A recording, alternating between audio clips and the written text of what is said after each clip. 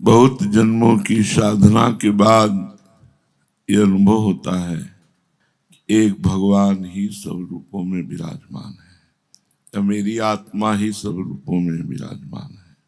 जो ऊंचे दर्जे के तत्वज्ञ ज्ञानी जीवन मुक्त महापुरुष होते हैं वो अभिन्न भाव से देखते हैं, अभिन्न भाव से, अखंड भाव से मेरी ही आत्मा है। वो अपने स्वरूप में रहते हैं। अगर हम आपको अपनी आत्मा न मानते हो तो आपको हमसे प्यार ना हो।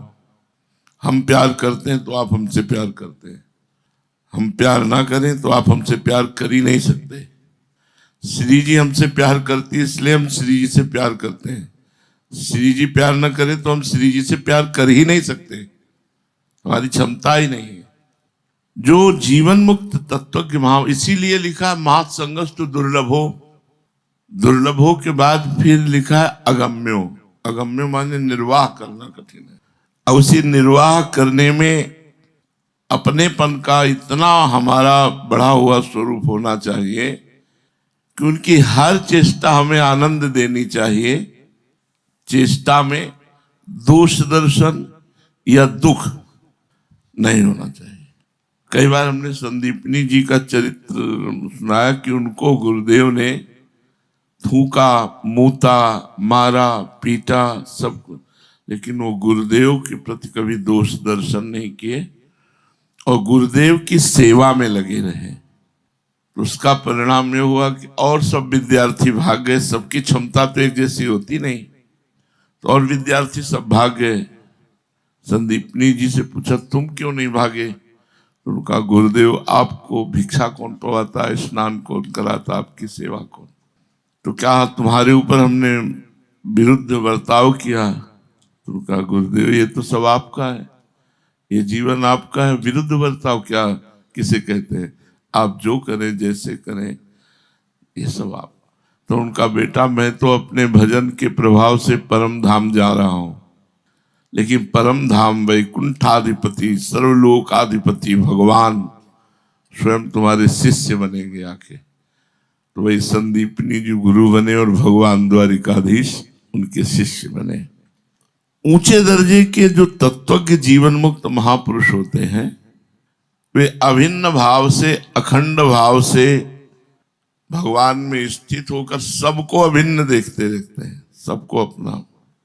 उनके जीवन से, उनके दर्शन से, उनके चिंतन से, उनके शरीर से स्पर्श की हुई वायु भी जीव का परम कल्याण कर देती है। जिनसे स्पर्श हो गया, जिनका दर्शन हो गया, जिनको संभाषण करने को हो गया, उस जीव का कल्याण हो जाएगा जो ऐसे महापुरुषों से। बस दोष दृष्टि नहीं होनी चाहिए। जब हम भगवत मार्ग में चलते हैं और जहां जुड़ते हैं तो उस कनेक्शन को काटने के लिए माया आदमी लगाती है। वो आपके कान में आपको बात बता करके केवल गुरु भाव की दृष्टि में आपका कनेक्शन कट जाए, जिससे आपकी दुर्गति हो जाए। वो तो खुद दुर्गति में जाने के लिए तैयार है, लेकिन हजारों, सैकड़ों, दसियों, जहां तक उसकी पहुंच होगी वो उस दुर्गति में ले जाने के लिए उनको काटेगा। तो अगम्य, इसीलिए अगम्य लिखा है कि निर्वाह करना कठिन है।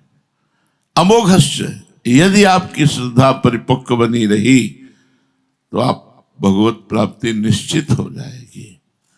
भगवान और भगवान में स्थित महात्मा में कोई अंतर नहीं होता। जगत के लोग संपूर्ण गुणों में पानी फेरकर किसी एक दोष की आभास मात्र को पहाड़ बना देते हैं।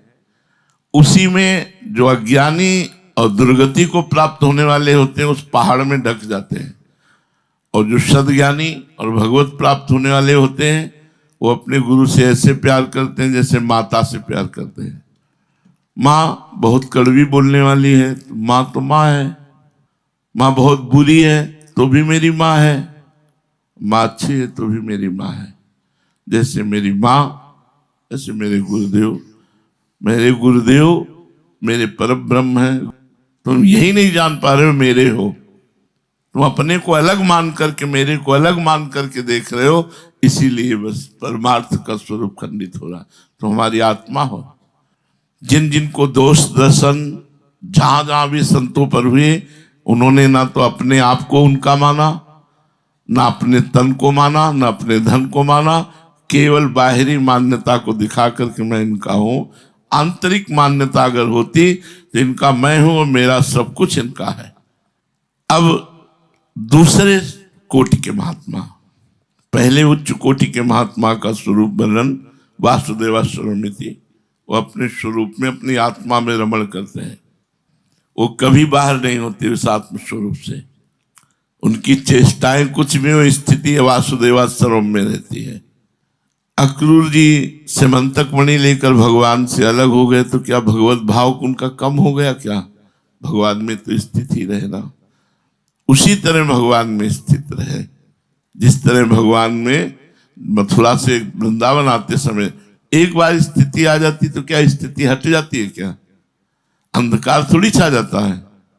व्यवहार की चेष्टाओं से अध्यात्म में अंधकार का प्रवेश नहीं होता। अध्यात्म अपनी स्थिति में रहता है। अध्यात्म वो सूर्य है जिसमें कभी अस्त शब्द नहीं आया है, वो प्रकाशित रहता है। अब दूसरे जो महात्मा हैं, जो मनुष्य उन महापुरुष की महिमा को नहीं जानते, तो वो महात्मा जन पहले महात्मा है कि तुम मानो या उनको महात्मा ना मानो, दोष दर्शन करो या गुण दर्शन करो, उनको तुमसे कोई लेना देना नहीं, वो अपनी आत्मा में रमण करते हैं, उनको जैसा व्यवहार जैसा।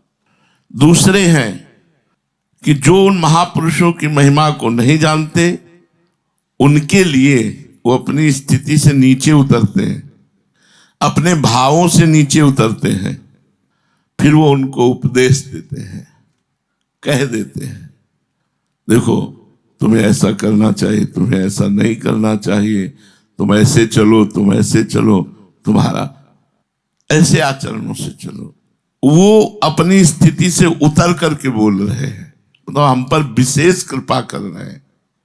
भगवत कृपा से जो उनके वचनों को, उनके आदेशों को मान लेता है, वो लाभ ले पाता, नहीं तो अगम्यो। तीसरे, जब वो देखते हैं कि उपदेश से भी काम नहीं बन रहा, तो वो उससे भी नीचे उतरते हैं। पहली स्थिति से उपदेश नीची स्थिति है, नीचे उतरे, उपदेश कह दिया, आज्ञा उपदेश किया। फिर तीसरी स्थिति में उससे भी नीचे, और फिर वो स्पेशल आज्ञा देते हैं, आप ऐसा करो। उपदेश सार्वजनिक और आज्ञा पर्सनल होती। आप हमारे लिए ऐसा करो, आप हमारी आज्ञा का ऐसा पालन करो, हमारे लिए आप ऐसा करो, आप ऐसा करो। तो वो उसमें प्रसन्न होकर जब लगे तो वो वहीं पहुंच गए, क्योंकि परम तत्व तो भगवान ही गुरु रूप में है। तुम्हारी श्रद्धा या अश्रद्धा से तुम्हारे अंदर फर्क पड़ेगा, वहां थोड़ी कोई फर्क पड़ेगा। हम कहते हैं आंख मूंद लिया, राधा केली कुंज नहीं है, तो आपने आंख मूंद लिया तो आपकी दृष्टि में नहीं राधा केली कुंज तो है ही। तो गुरु साक्षात पर ब्रह्म वो तो है ही। बोले हम नहीं मानते।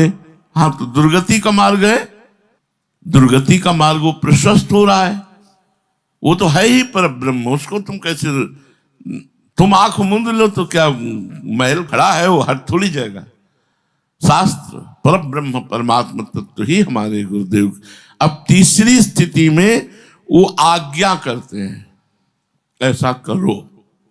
जो उनकी आज्ञा का पालन कर गया वो भगवत स्वरूप को प्राप्त हो गया। चौथी स्थिति में वो उसके साथ विधान रचते हैं, ऐसा विधान रचते हैं जैसे साधारण से साधारण स्थिति में आकर के साथ में रसोई मनिया करवाना। उड़िया बाबा को एक माई आई, बोला बाबा हमारे यहाँ भोजन पालो, तो सबने दबकाया उसको। महाराज जी आप क्या पाने जाएंगे? महाराज जी ने दृष्टि डाली और एक को बुलाया, पूछा इसका घर जानते? बोले हाँ। कमंडल उठाया, थोड़ी देर बाद और कहा में सोच लगी है। तो अरहर के खेत में पहले ऐसे जाना होता था, तो अरहर के खेत में गए और जो शिष्य साथी बोले यहीं खड़े रहो जब तक सोच हो के नाम है। वो घुसे खेत से, उधर गए, गांव वालों से पूछा उसका घर कहाँ, वहां गए तो बोली जल्दी ला रोटी। बोले महाराज तैयारी तो कुछ है नहीं। बोले आटा हम लगा रहे हैं, जल्दी तो चूल्हा जला। और जब वो गए तो बाबा मसाला पीस रहे थे। वो लोग भी पता लगा कि इतनी देर सोच में नहीं लगती, जरूर बाबा आ गए, मसाला पीस रहे थे। चौथी स्थिति में महापुरुष उतर करके स्वयं वैसे आचरण करने लगते हैं, उनको अपनाने के लिए, उनको अपना बनाने के लिए, उनकी चित्त वृत्ति का अपहरण करने के लिए, उनके मन का अपहरण करने के लिए। पांचवी स्थिति में वे इससे और नीचे उतर जाते हैं और एकदम उनके जैसे होकर के व्यवहार करने लगते हैं, अज्ञानी पुरुष जैसा व्यवहार करने लगते हैं और उनको अपना संग देकर अपने रंग में धीरे धीरे रंगते हुए वो उठाकर वहीं पहुंचा देते हैं जहां उनकी स्थिति थी। इसलिए संतों की आज्ञा में, संतों के सिद्धांत में, संतों के विचार में केवल आपके प्रति कल्याण की भावना भरी हुई है, आपके प्रति केवल मंगल की भावना भरी हुई है। उनकी आज्ञा पालन के बिना, उनके सिद्धांत का पालन करने वालों का कल्याण, जो उनके सिद्धांत का पालन नहीं कर, उनकी आज्ञा का पालन नहीं कर सकते, कैसे हो सकता है? महात्मा आज्ञा के रूप में जो कुछ कह दे उसमें एक विलक्षण शक्ति होती है। अगर आप दोष दर्शन उस बात पर ना करें जो आज्ञा कर रहे हैं। अब बड़ा विचित्र खेल है, श्रद्धालुओं का एक खेल है। चीदर चिदरानी जी के प्रसंग में आता है, जब चिदरानी जी ने अपना लहंगा बेच करके एक वस्त्र ही पहने थी और सीता से चरी पीपा जी का स्वागत किया। जब ये बात सीता से चरी पीपा जी को पता चली तो आप पढ़ के देख लो, जो सुने होंगे वो जानते होंगे। उन्होंने कहा तुम नाचने वाली बनो, उस पैसे से चीदर चिदरानी जी की सेवा करेंगे। एक जगह तो सीता सेचरी जी को सजाकर पीपा जी ले ही गए। जब पहले संत सेवा की बात आई और ले गए थे कि नहीं? ये जब हमारा भाव पक्का होता है कि मेरे गुरुदेव या वो तो संत सेवा के लिए गुरुदेव, एक विलक्षण शक्ति होती है संतों की आज्ञा में, उनके आचरण में, उनके व्यवहार में। यदि दोष दर्शन न किया जाए तो वही विलक्षण शक्ति कल्याण कर देती है, वही उसको परम पद प्रदान कर देती है। आप सोचो 10-5 दिन कोई शरणागत हो, 10-5 दिन क्या, हमें लगता है 1-2 दिन हुए होंगे शरणागत हुए सुग्रीव जी को। जब बाली ने कहा मुझे क्यों मारा, तो भगवान ने कहा तुम जानते हो मेरा शरणागत है, मेरा शरणागत है और तुम इसे मारना चाहते हो, तो जो शरणागत का मित्र हो मेरा मित्र, जो शरणागत का शत्रु मेरा शत्रु। तो जब अपने लोग शरणागत हैं तो अपने अनाथ तो है नहीं कि जैसा चाहे वैसा करें। क्यों? परमात्मा भगवान सच्चिदानंदमयी श्री जी, रसमयी श्री जी, वो हमारी स्वामिनी है। वैसा क्यों? जोई जोई प्यारो करे सोई मोहि भावे, कब लाओगे, कब लाओगे? सुन सुन करके कान गंदे मन गंदे तो पहुंचो गंदगी में, और सुन सुन करके कान पवित्र मन पवित्र मेरे परब्रह्म परमात्मा कब देखोगे? प्रतिकूलता करे तब परब्रह्म परमात्मा देखो, ऐसे तो परब्रह्म परमात्मा है ही। प्रतिकूल आचरण करें और फिर परब्रह्म परमात्मा देखो, तब तो बात समझ में आ जाएगी। आज्ञा पालन करने वाला बिना परिश्रम के परम पद पर स्वाभाविक आरूढ़ हो जाता है, जो संतों की आज्ञा का पालन करता है। छठवें, अब वो महापुरुष का छठा स्थिति का वर्णन कर रहे हैं। जो उनकी आज्ञा का पालन नहीं करते, नीच दर्जे के साधक हैं, उनको कहीं कहीं वो उनका कल्याण करने के लिए 2 बातों का प्रयोग कर देते हैं, साफ या वरदान। देखा कि आचरण तो अनुकूल करने की चेष्टा करता है पर कर नहीं पाता है, तो वरदान दे दी, जाओ भगवान तुम्हें सामर्थ्य प्रदान करें, तुम आगे बढ़ो।